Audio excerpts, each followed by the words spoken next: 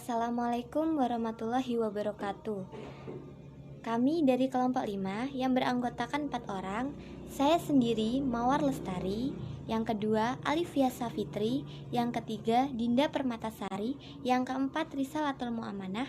Kami di sini akan mempresentasikan hasil makalah kami yang berjudul Bauran Pemasaran. Baik, di sini saya akan menjelaskan materi yang pertama, yaitu tentang pengertian bauran pemasaran. Secara umum, pemasaran adalah salah satu kegiatan pokok yang dilakukan oleh para pengusaha dalam usahanya untuk mempertahankan hidupnya, untuk berkembang dan mendapatkan laba. Pemasaran mencakup kegiatan yang dapat berguna dalam menciptakan, mengembangkan, mendistribusikan barang yang dihasilkan sesuai dengan permintaan calon pembeli berdasarkan kemampuan dalam menghasilkan suatu barang. Bauran pemasaran atau marketing mix adalah kombinasi dari variabel atau kegiatan yang merupakan inti dari sistem pemasaran.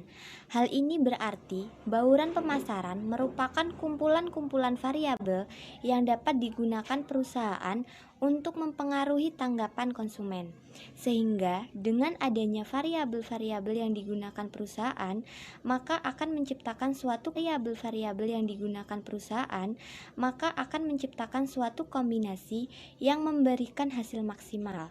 Selain itu, bauran pemasaran atau marketing mix juga memiliki pengertian, yaitu kumpulan alat pemasaran teknis terkendali yang dipadukan perusahaan untuk menghasilkan respon yang diinginkan di pasar sasaran. Berbagai kemungkinan ini dapat dikelompokkan menjadi 4 variabel yang disebut dengan 4P: produk, price, place, dan promosi. Dengan kata lain, antara produk dan promotion adalah komponen dari tawaran, sedangkan place dan promotion adalah komponen dari akses. Karena itu, marketing mix yang dimaksud adalah bagaimana mengintegrasikan tawaran dari perusahaan. Namun, perlu juga kita ketahui bahwa bauran pemasaran pada produk barang yang kita kenal selama ini berbeda dengan bauran pemasaran untuk produk jasa. Pada perusahaan yang bergerak pada bidang jasa, elemen marketing mix-nya tidak terbatas pada keempat elemen saja, tetapi perlu ditambah beberapa elemen lainnya yang diharapkan dapat mempengaruhi masyarakat untuk melakukan pembelian. Baik, materi selanjutnya akan disampaikan oleh Risalatul Muamanah. Halo, perkenalkan nama saya Risalatul Muamanah, MPM 1804040083. Di sini saya akan melanjutkan materi dari saudari Mawar Lestari. Yang B itu ada strategi bauran pemasaran. Berikut komponen-komponen pokok yang ada pada bauran pemasaran. Komponen yang pertama itu ada tempat. Perantara ini dalam istilah ekonomi disebut dengan distribusi, sehingga dalam pembagiannya terdapat beberapa saluran distribusi, antara lain saluran distribusi untuk barang konsumsi, yaitu satu, ada saluran distribusi langsung, 2. Saluran distribusi menggunakan satu perantara, 3. Saluran distribusi tradisional. Saluran selanjutnya itu ada saluran distribusi untuk barang produksi. Ada beberapa kombinasi, yaitu 1. Saluran distribusi langsung, dan 2. Saluran distribusi menggunakan satu perantara. Manajemen saluran produksi, dan saluran terakhir itu lokasi yang strategis. Komponen yang kedua itu ada produk. Produk itu ada 3 tingkat, yaitu produk inti, yang kedua produk aktual, Dan yang ketiga, produk tambahan. Komponen selanjutnya atau komponen yang nomor 3 itu ada harga. Harga itu barang yang digunakan menyesuaikan dengan kemampuan pasar. Maksudnya meliputi 1. Strategi harga, 2. Strategi penetapan harga, 3. Metode penetapan harga, dan yang keempat itu tujuan penetapan harga. Komponen yang terakhir atau yang keempat itu ada promosi. Promosi ini merupakan kegiatan marketing mix yang terakhir.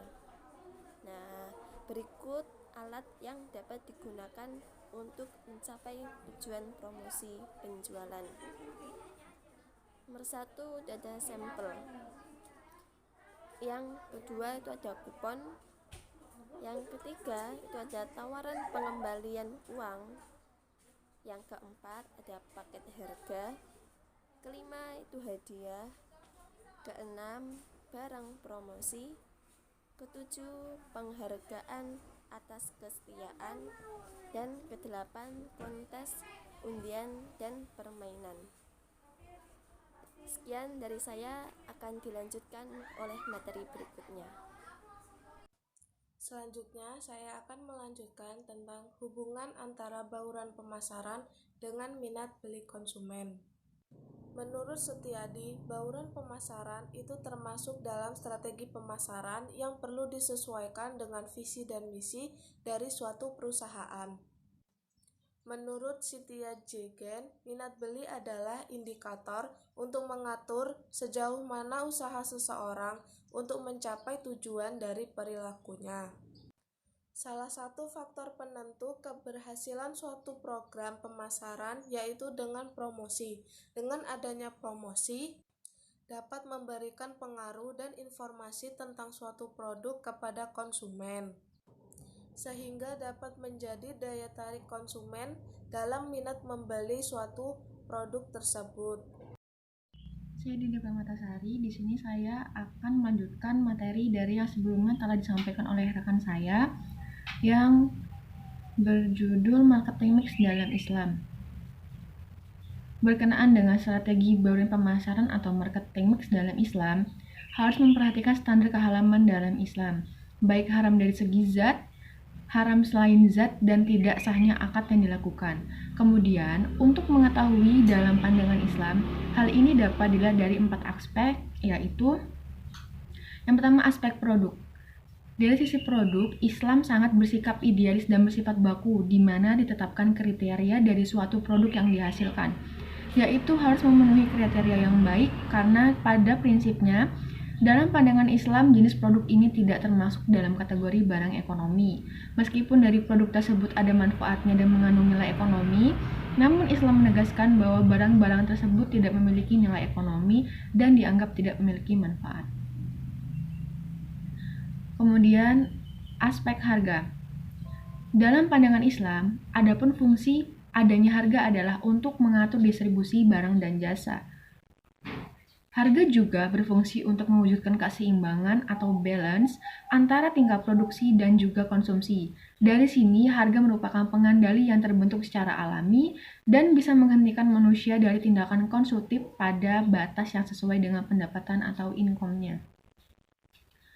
Kemudian, harga dalam konsep ekonomi Islam, cara pengendalian harga ditentukan oleh penyebabnya. Bila penyebabnya adalah perubahan pada permintaan dan penawaran, maka mekanisme pengendalian dilakukan melalui intervensi pasar. Sedangkan bila penyebabnya adalah distorsi terhadap permintaan dan penawaran, maka mekanisme pengendalian dilakukan melalui penghilangan distorsi, termasuk penentuan harga untuk mengendalikan harga pada keadaan sebelum distorsi.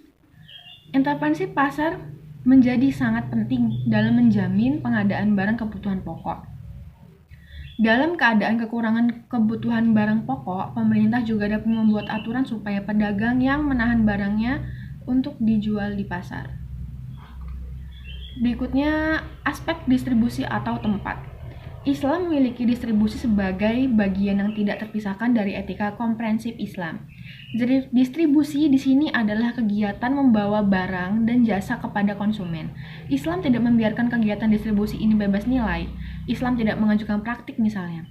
Barang siapa yang dibeli tidak dapat dikembalikan, menjual barang yang kadaluarsa dan tidak sesuai lagi dengan zamannya atau of the date. Berikutnya yang terakhir adalah aspek promosi.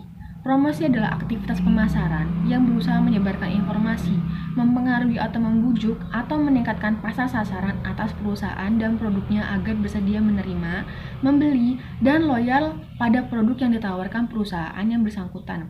Rasulullah sangat banyak memberikan petunjuk mengenai etika bisnis, di antaranya bahwa prinsip esensial dalam bisnis adalah kejujuran, kemudian kesadaran tentang signifikan sosial kegiatan bisnis, kemudian tidak melakukan sumpah palsu, kemudian ramah tamah, kemudian tidak boleh berpura-pura menawar dengan harga tinggi agar orang lain tertarik dan membeli barang dengan harga tersebut.